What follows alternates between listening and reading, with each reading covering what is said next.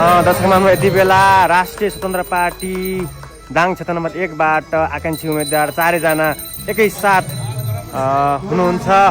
एकैसाथ 4 जना हामी देख्न सक्छौँ दाङ क्षेत्र नम्बर 1 का आकांक्षीहरू र राष्ट्रिय स्वतन्त्र पार्टी दाङ क्षेत्र नम्बर 1 बाट देवराज पाठकजीले टिकट पाउन सफल भएर उहाँ प्रतिनिधि सभाको उम्मेदवार बनिसक्नु भएको छ र 4 जना आकांक्षीहरू एकैसाथमा उभिएर दाङ क्षेत्र नम्बर 1 मा घन्टी बजाउन तयार हुनुहुन्छ। दर्शक महानुभाव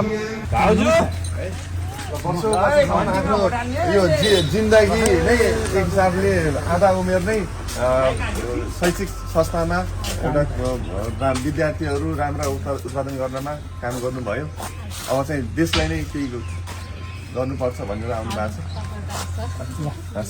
यति बेला दाङ क्षेत्र नम्बर 1 बाट उम्मेदवार बन्न सफल हुनुभएका देवराजजीसँग पत्रकार भोजराज थापा हृदय अभियानमा हुनुहुन्छ। साथै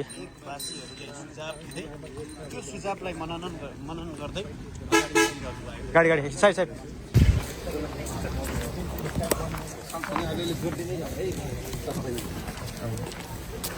नमस्ते नमस्ते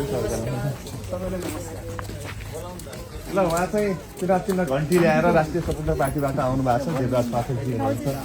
अब वर्षौँ वर्ष तपाईँहरूका बालबच्चाहरूलाई पढाएर होइन कति ठुलो बनाइसक्नु भयो।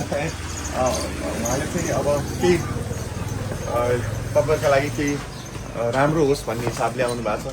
तपाईँहरूका समस्याहरूलाई समाधान गर्ने हिसाबले आउनु भएको छ। केही अब तपाईँहरूको सल्लाह सुझाव छ भने पछाडि केही सल्लाह सुझाव छ भने तपाईँहरूले हामीलाई दिनुहोस्, हामी सुन्छौँ।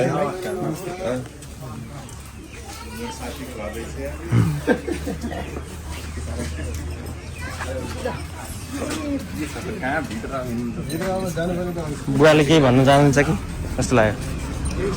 केही छ बुवा?